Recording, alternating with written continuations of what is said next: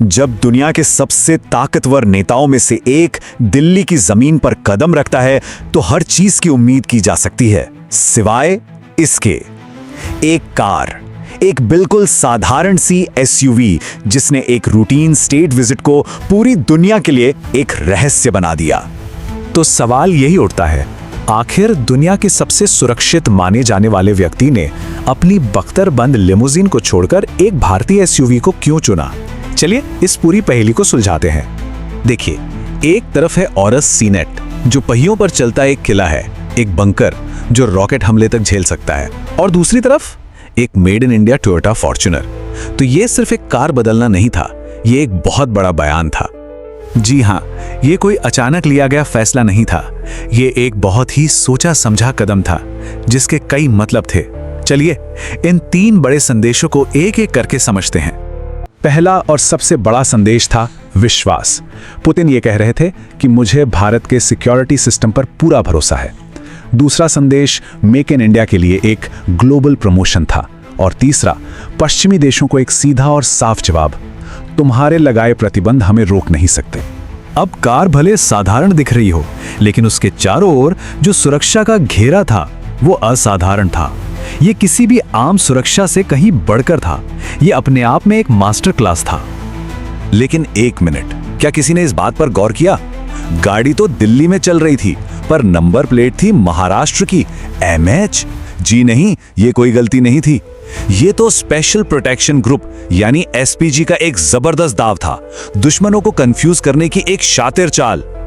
और फिर था डबल ह्यूमन बैरियर। जरा सोचिए, कार के एक तरफ भारत के SPG कमांडोज तो दूसरी तरफ रूस के टॉप एजेंट्स, दोनों मिलकर एक ऐसी मानवीय ढाल बना रहे थे जिसे भेदना नामुमकिन था। और सिर्फ इतना ही नहीं, इस ह्यूमन शील्ड के ऊपर आसमान से ड्रोन और स्नाइपर्स नजर रखे हुए थे। जैमर्स हर तरह के रिमोट सिग्नल को ब्लॉक कर रहे थे, और तो और AI सिस्टम हर पल खतरों का विश्लेषण कर रहा था। ये एक अभेद्य किला था जो चल रहा था। लेकिन ये कार और ये जबरदस्त सुरक्षा, ये तो बस शुरुआत थी। इस पूरी यात्रा का असली मकसद तो बंद दरवाजों के पीछे तय हो रहा था, और वो सौदे ऐसे थे जो दुनिया का भू राजनीतिक नक्शा बदल सकते हैं। तो सबसे पहले बात करते हैं RALOS समझौते की।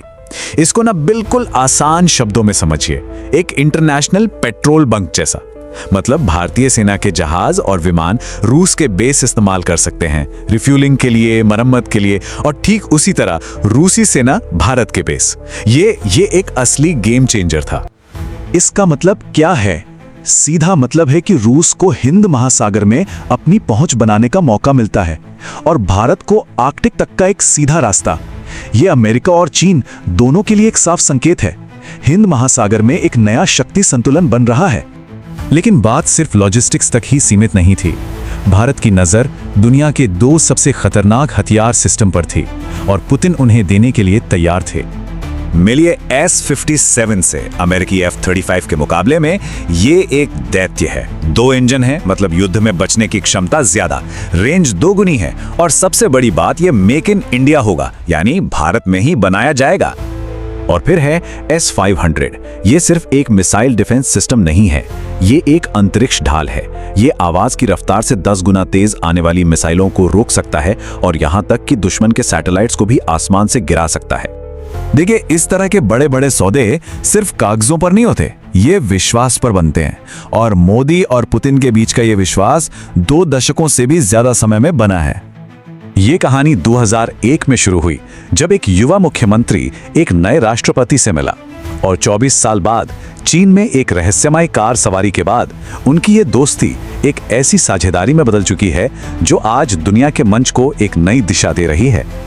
और जब प्रधानमंत्री मोदी पुतिन को मेरे सबसे प्रिय मित्र कहते हैं, तो ये सिर्फ कूटनीति नहीं होती, ये उस व्यक्तिगत बंधन को दिखाता है जो इन बड़ी रणनीतिक चालों के पीछे की असली ताकत है। तो आखिर में ये सब दुनिया के लिए क्या मायने रखता है? ये यात्रा एक कार या कुछ सौदों से कहीं ज्यादा थी। ये एक घोषणा थी, एक ऐलान। पुतिन ने खुद पश्चिमी देशों के दोहरे मापदंड पर सवाल उठाया। उन्होंने कहा, अगर अमेरिका आज भी हमसे न्यूक्लियर फ्यूल खरीद सकता है, तो भारत के तेल खरीदने में क्या गलत है? ये एक ऐसा सवाल है जिसका पश्चिम के पास कोई अच्छा जवाब नहीं है। ये सब कुछ एक शक्तिशाली विचार पर आके टिकता है, इंडिया फर्स्ट। ये नीति साफ कहती है कि भारत अपने राष्ट्रीय हितों को सबसे पहले रखेगा, चाहे बाहर से कोई भी दबाव क्यों ना हो। तो क्या यही भविष्य का रास्ता है? एक तरफ पश्चिम के साथ संतुलन बनाए रखना और दूसरी तरफ रूस के साथ अपनी दोस्ती को और गहरा करना। ये इंडिया फर्स्ट नीति वैश्विक मंच पर भारत की भूमिका को फिर से परिभाषित कर रही है और पूरी दुनिया इसे बहुत ध्यान से देख रही है।